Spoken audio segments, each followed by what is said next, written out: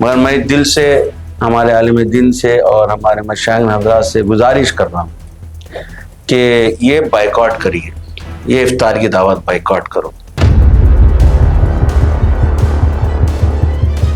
दिल से एक अपील कर रहा हूँ, गुजारिश कर रहा हूँ, अगर से जाएं आप तो एक सवाल रेवंत रेड्डी से जरूर पूछ लेना कि क्या वजह थी, क्या कमी थी जो हमारी कम्युनिटी को इतना नजरअंदाज कर दिए।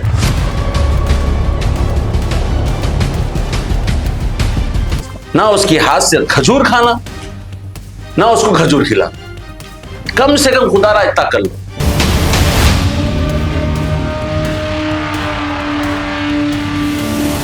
बहुत अच्छा जवाब था आपका ये दो मुद्दों पर। इसी मुद्दे पे आपके कन्वर्सेशन में से ही मैं दो सवालात करना चाहता हूँ कि आप अभी कहा है कि राहुल गांधी उतने इलेक्शन हारने पर भी उनकी गलती नहीं है, लेकिन यही शब्बीर अली, फिरोज खान और अजहरुद्दीन हारने पर गलती है।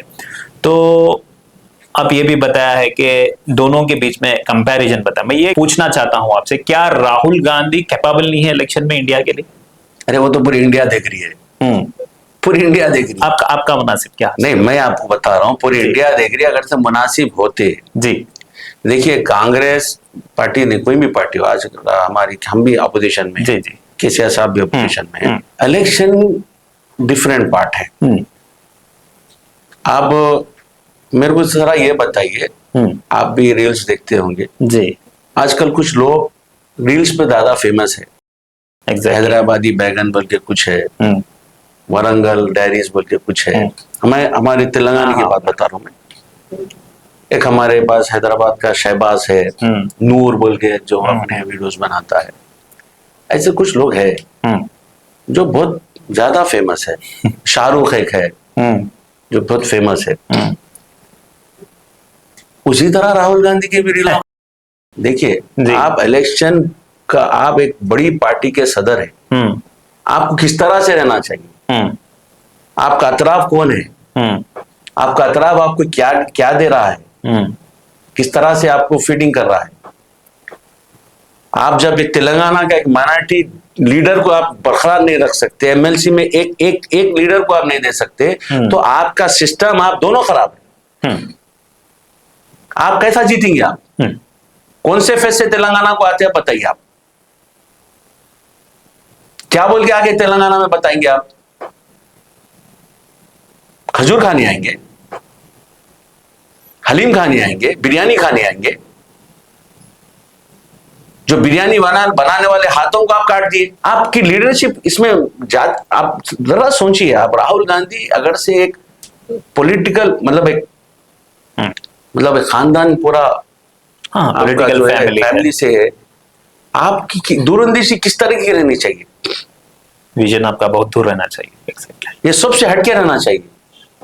फिर आप सेंसस कराते हैं, पार्लियामेंट में छिप के बोलते हैं तेलंगाना में हमने सेंसस कराया। आपकी ही पार्टी के लीडर कुछ दिन पहले इसी चैनल के इंटरव्यू में कहा था कि राहुल गांधी सिर्फ एक ड्रामा कर रहे हैं, हाथ में कॉन्स्टिट्यूशन पकड़कर, मुसलमान को डाइवर्ट करने के लिए, लेकिन मुसलमान को कुछ देने वाले नहीं। इसके ऊपर आपका रिएक्शन क्या? मेरे पार्टी के जो साहब बोले ये बात जी, आपको कब बोले मेरे को नहीं मालूम जी, मगर आप 2 दिन का पेपर उठाएंगे तो जो नामा है उसमें डाल दिया ना, माइनॉरिटी को कुछ भी नहीं देके तो प्रूफ कर दिया उन्होंने जी। दिए क्या? नहीं दिए। एमएलसी खत्म हुई बात। राहुल जी के पास कुछ बचा नहीं। मोदी उनको चारों तरफ से दफन कर दिया है। एक सदर, आप जरा सोचो, आप एक पार्टी का सदर गुजरात में पब्लिकली बोलता है कि हमारी पार्टी में 30 से 40 जने बीजेपी के जुड़े हुए, चुन के निकालना चाहिए। तो अब अंदाजा लगाओ वो काबिल है एआईसीसी का। मैं सदर बोले तो सदर तो मल्लिकार्जुन खड़गे साहब है, नाम को है, चेहरा तो पूरा राहुल जी है। तो आप सोचिए, आप एक करीब कांग्रेस पार्टी जो है इतना बड़ा इतिहास रखती है, हिस्ट्री रखती है, उसका एक आदमी, एक बड़ा आदमी, राहुल गांधी जैसा आदमी जब बोलता है कि कांग्रेस में बीजेपी के लोग जुड़े हुए, इससे ज्यादा मैं समझता हूँ कमजोरी, इससे ज्यादा क्या बताते हैं, मोदी के सामने ठहरने वाला शख्स हो सकता भी है। जो अपने सफों में कोने नहीं पहचान सक रहा। तो मैं तो उनको खुले अल्फाजों में बोला हूं, गुजरात में कोने चुन के निकालो बोल रहे आप, इंडिया में कोने चुन के निकालो, 30 से 40% ये लोग हमें घुस गए, निकालो बोल रहे आप। अरे जो शख्स तुमको अरे आंख में आंख डाल के बोल रहा है मोदी मेरा बड़ा भाई है, अडानी के ऊपर तुम इतने बयाना देते हैं, दिल्ली में इतने वो धरने देते हैं, उस अडानी को तेलंगाना बुला के बिजनेस देता है, घर में बिठा के खाना खिलाता है उसके बच्चे को, और तेलंगाना में माइनॉरिटी के पूरा लीडरशिप खत्म कर दिया है। ओपनली बता रहा हूं, उन्हें चुनने की जरूरत नहीं है, उन्हें खुद बता रहा हूं मैं कौन सा ग्रुप का हूं, मेरा ब्लड क्या है, फिर आप उसको क्या कर रहे। तो यहां से लेके वहां तक पूरा जो है ना, तुम्हारे जैसा करो मैं रोए जैसा करूं, घिन आती मेरे को, तकलीफ होती है अंदर से कि मैं ऐसे लीडर को या मैं अपना ख्याल समझा था क्या, तकलीफ होती बहुत। मेरा आखिरी सफर जो भारत जोड़ो यात्रा जो इनके साथ था, यकीन मानो बहुत पेनफुल था, बहुत पेनफुल था। मैं बीमार था, मगर लीडर आ रहा बोल के मैं रात भर दिन भर रोड पे ठहर के ये लोग क्या थे बनाना लगाया था क्या बोल के, मेरे को एक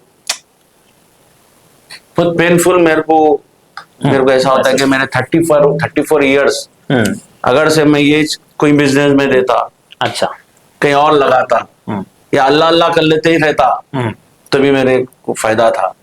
ये मेरी जिंदगी का चलेगा सर। तो सुहेल भाई 34 इयर्स आप ऑलमोस्ट कांग्रेस पार्टी में थे, शायद काफी पीसीसी प्रेसिडेंट्स को आप देखे होंगे, काफी चीफ मिनिस्टर्स को देखे होंगे, शायद रेवंत रेड्डी, आप बाहर निकलने से पहले रेवंत रेड्डी कुछ अरसा थे होंगे पार्टी में एज ए पीसीसी चीफ हो या एमपी हो या कुछ हो, तो कभी भी आपकी मुलाकात हुई थी होंगी। एक डायरेक्ट क्वेश्चन पूछना चाहता हूँ कि तेलंगाना तो एक सेक्युलर स्टेट माना जाता है, तो क्या अब तेलंगाना के मुख्यमंत्री एक सेक्युलर मुख्यमंत्री है या कम्युनल मुख्यमंत्री है?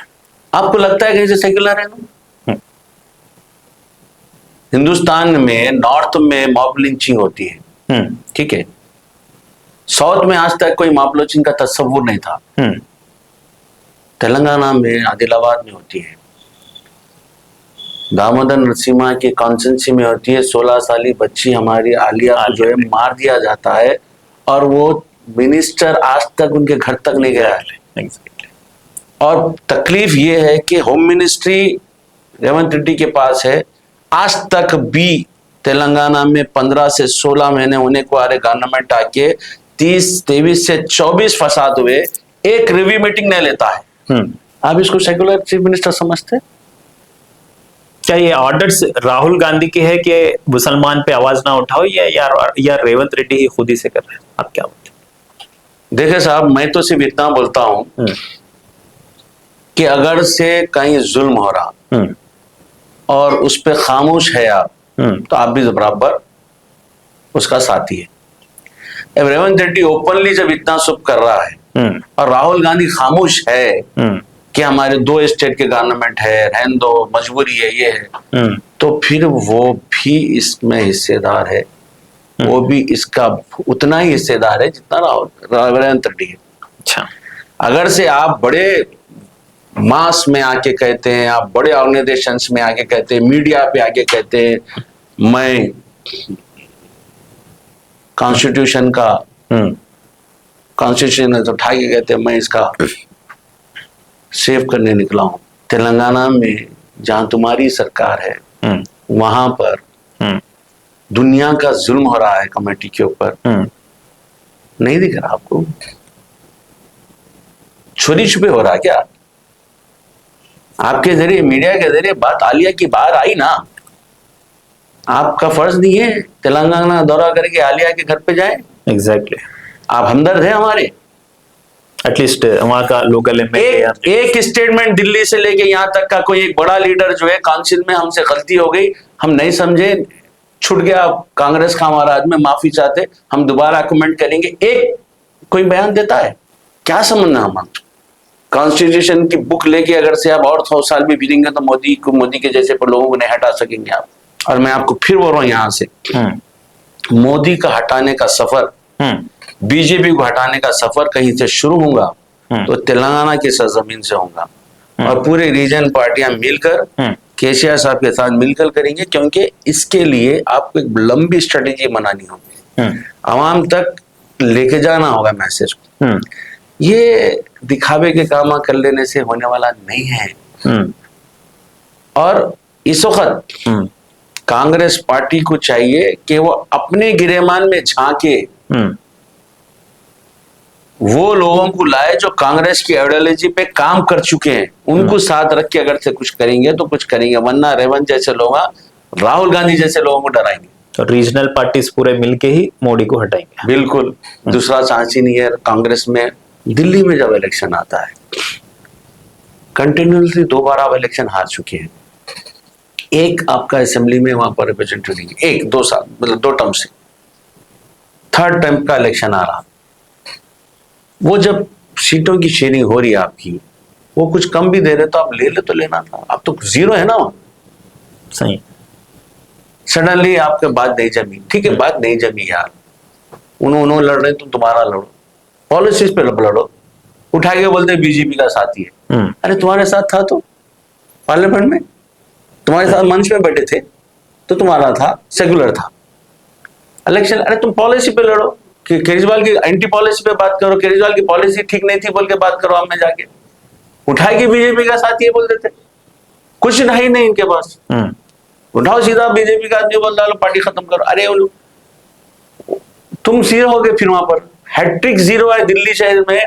मैं बताता हूं, अगर से अल्लाह ताला मेरे को इख्तियारात देता कांग्रेस पार्टी में कि तुम जो है डिसाइड करो किसको प्रेसिडेंट होना, तो मैं यकीन मानो तुम गांधी फैमिली में से ये हटा ही देता है, ये कांग्रेस के काबिल नहीं है बोलता। अरे तुम दिल्ली में रहते यार, तुम वोट है वहां के, तुम वोटर है, तुम दिल्ली शहर ने बचा सक रहे, तुम्हारी गवर्नमेंट में एक एमएलए नहीं जीत, तुम तो दिल्ली में एक एमएलए नहीं जिता सक रहे, तुम इंडिया में क्या करेंगे पूरी फुर के।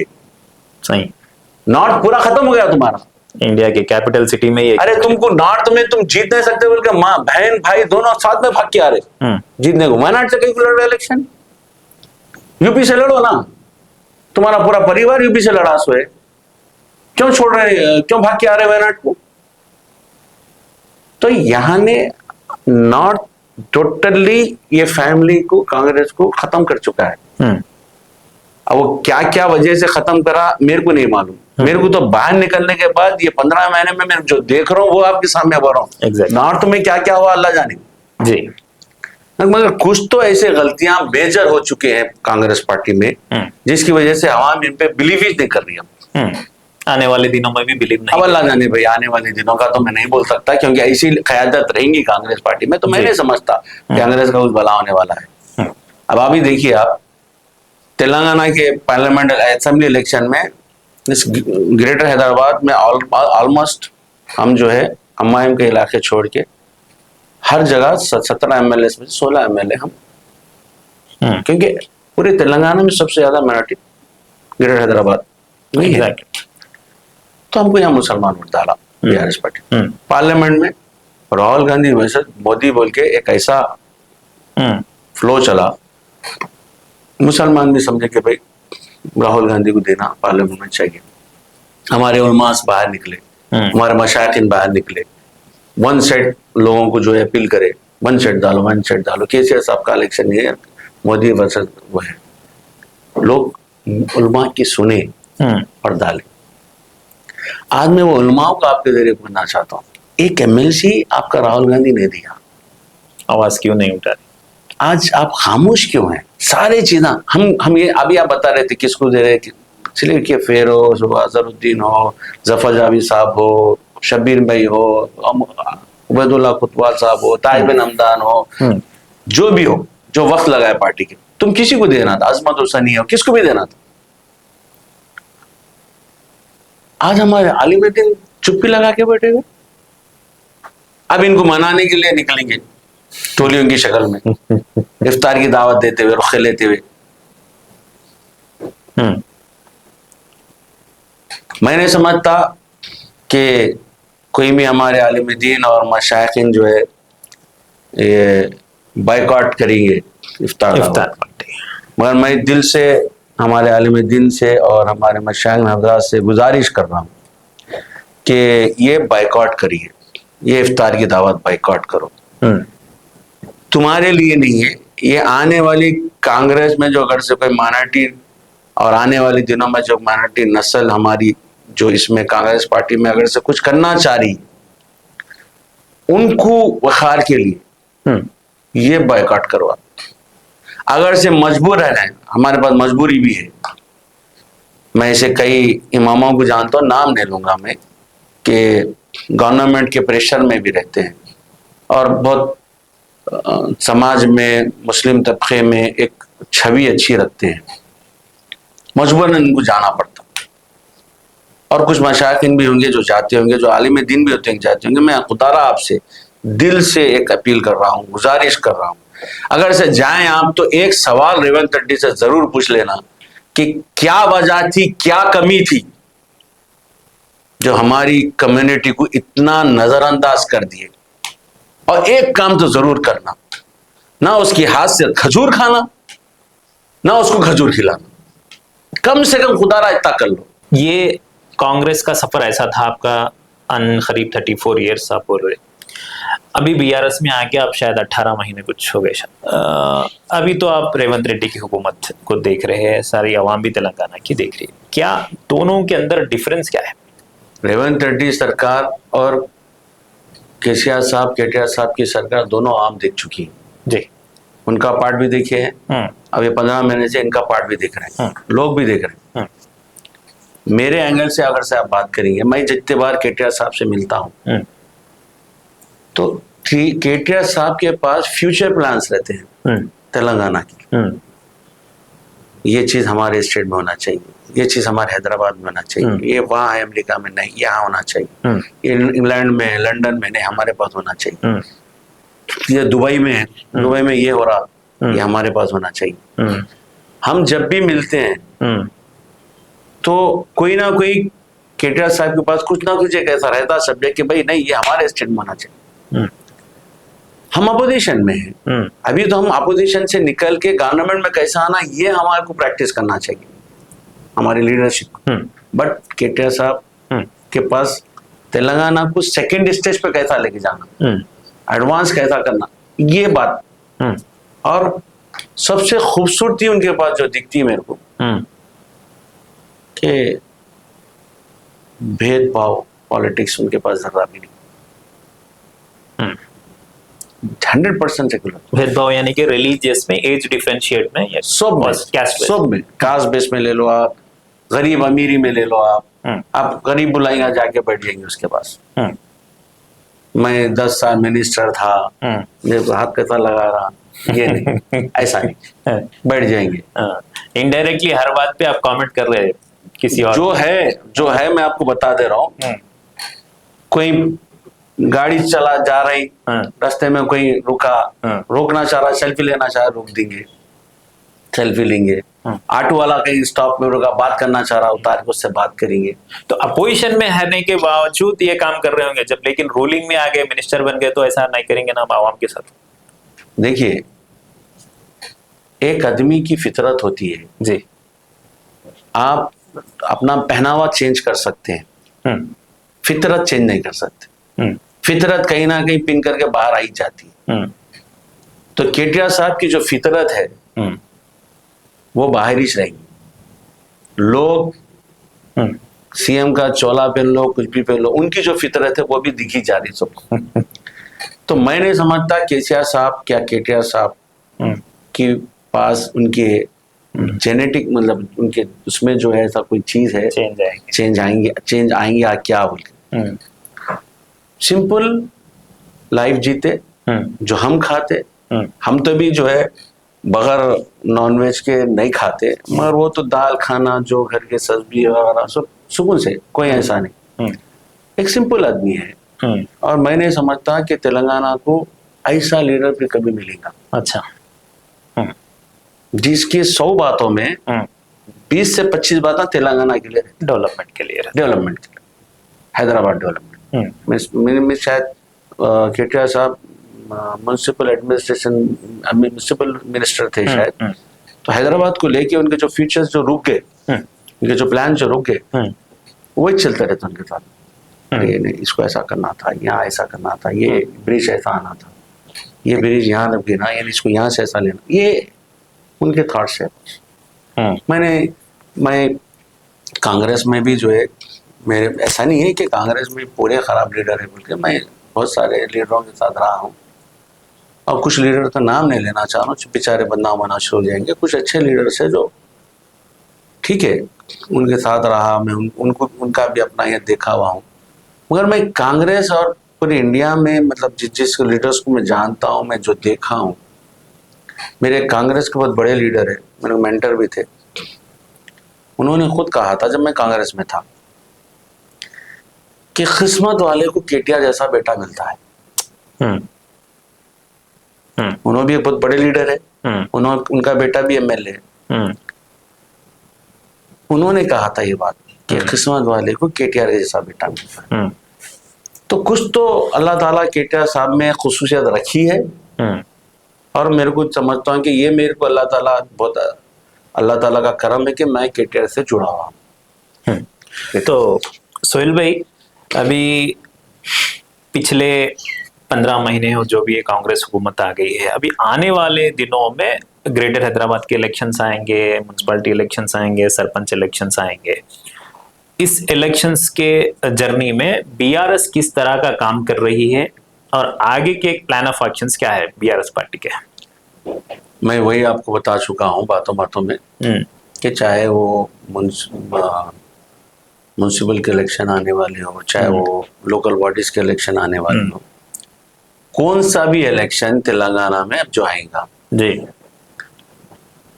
आवाम 15 महीने का रेवंत रेड्डी का सफर देख चुकी है, और आप भी बेहतर जानते हैं कि इन 15 महीनों में हर चीज पे केटीआर साहब, हरीश भाई आवाम के साथ खांधे से खांधा मिलाकर हर चीज उनके लिए जो उठानी है बराबर पब्लिक के सामने रहे ये 15 महीने। तो अब ये दो चीज पब्लिक देख रही है, और मैं आपको बता चुका हूँ कि केटीआर साहब जब भी बैठते तो बोलते हैदराबाद को ऐसा करना, हैदराबाद को ये करना, वो करना। तो ये जो इनका जो अंदर से जो पैशन है, एक आदमी छुपाया भी तो सामने जाहिर हो ही जाएगा। तो जो भी इलेक्शन आएगा, मैं आपके जरिए भी आवाम, तेलंगाना की आवाम से गुजारिश कर रहा हूं कि आप आने वाले इलेक्शन में जो भी है, चाहे वो सरपंच का हो, चाहे वो जेडपीटीसी का हो, चाहे वो एमपीटीसी का हो, चाहे वो काउंसलर का हो, चाहे वो बाई इलेक्शन जो आने वाले हैं, जो सुप्रीम कोर्ट में केस चल रहा है, कौन सा भी इलेक्शन हो, खुदारा आप ये मान के चले कि हर इलेक्शन केसीआर का इलेक्शन है, इस किसी के वरगलाने में ना आए।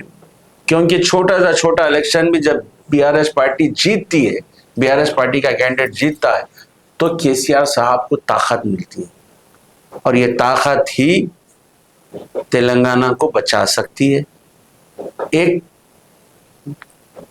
जो चीफ मिनिस्टर जो तेलंगाना को बर्बाद करने के लिए जो बैठा हुआ है, इसकी बर्बादी का रास्ता रोकने के लिए आपको केसीआर साहब को हर इलेक्शन में सपोर्ट करना होगा, मदद करना होगा, ताकत देना होगा। अच्छा, उसी तरह मैं आपसे अभी शायद कुछ दिन 27 या कुछ को 25 years of celebration BRS party के 27 ऑफ अप्रैल को 25 इयर्स ऑफ, क्या कैसे इंतजाम चल रहे हैं उसके? केसीआर साहब जो एक रिव्यू मीटिंग लिए थे जी कि 25 इयर्स जो पार्टी के होने को जा रहा है, उसको किस तरह से हम सेलिब्रेट करना चाहिए। तो मैं अपनी एक वहां पर अपनी एक व्यू पेश करा था। केसीआर साहब मानना ये था कि बीआरएस पार्टी जो है तेलंगाना के लिए बनी थी। एग्जैक्टली तेलंगाना की तहरीक में जो पार्टी जिंदा बनी थी वो थी बीआरएस, यानी टीआरएस पार्टी। तो आवाम, तेलंगाना की आवाम के लिए ये पार्टी बनी।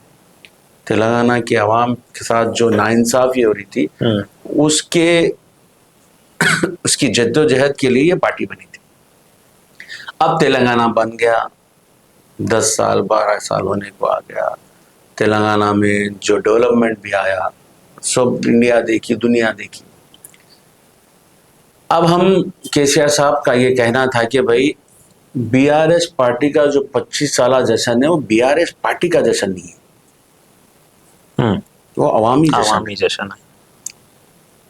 हर अवाम को ये लगना चाहिए कि ये मेरा जश्न है, ये मेरे 25 साल हुए। उस तरह से जो है हमारे सेलिब्रेशन की तैयारियां चल रहे। हम आम आदमी को वो सेलिब्रेशन में इन्वॉल्व करना चाह रहे, किसानों को इन्वॉल्व करना चाह रहे, घरेलू औरतों से हम जो है उनको ये 25 साल जश्न में इन्वॉल्व करना चाह रहे, स्टूडेंट्स को इन्वॉल्व करना चाह रहे, सेलिब्रिटीज को इन्वॉल्व करेंगे, हमारे इंटेलेक्चुअल्स को इन्वॉल्व करेंगे। अब यानी तेलंगाना का जो मास है, जो आम आदमी है, सबको लेकर हम जो है ये जश्न में 25 साल जश्न में शामिल करने का प्लान कर रहे। मैं समझता हूँ रमजान के बाद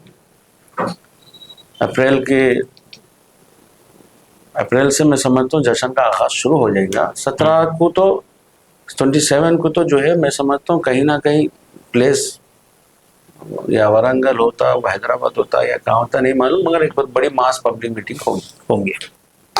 तो सोहेल साहब, एक अच्छी गुफ्तगू J24 न्यूज़ के स्टूडियो में आपके साथ हमारी थी।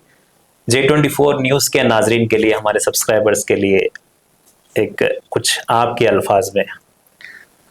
हाँ, J24 न्यूज़ के जो हमारे नाजरीन हैं, आप सबको जो है मैं रमज़ान महीने में आपको जो मुस्लिम है और जो नॉन मुस्लिम है दोनों को भी जो है ये मुबारक महीना हमारा चल रहा है, तो अल्लाह ताला तुम सब के रोज़े कबूल करे, तुम्हारी इबादतें कबूल करे। और जो अच्छे चैनल्स है जो आप तक अपनी बात सच्चाई से रख रहे हैं उसको सब्सक्राइब करिए, और उसका जो है थोड़ा अपने व्हाट्सएप ग्रुप से जो है उसको फॉरवर्ड भी करिए, क्योंकि आप खुद देख रहे हैं आज मीडिया जो है किस तरफ जा रहा है। और ऐसे लोग जो बेबाकी से अपने बगैर कट सेंसर करे कि आप तक बात पहुंचा रहे हैं, तो ऐसे लोगों की भी हिम्मत अफजाई करनी चाहिए, ऐसे लोगों का भी सपोर्ट करना चाहिए। तो मैं आपसे गुजारिश करता हूं कि G24 को जितना आप सब्सक्राइब करेंगे, जितना आप इसको फैलाएंगे, जिलानी साहब की ताकत उतनी बढ़ेगी आप तक सच बात पेश करने की। तो मैं आपसे गुजारिश करता हूं कि J24 न्यूज़ को जो है आगे बढ़ाएंगे। J24 न्यूज़ देखने के लिए आप सबको मेरा तहे दिल से शुक्रिया करता हूं। अल्लाह हाफ़िज़।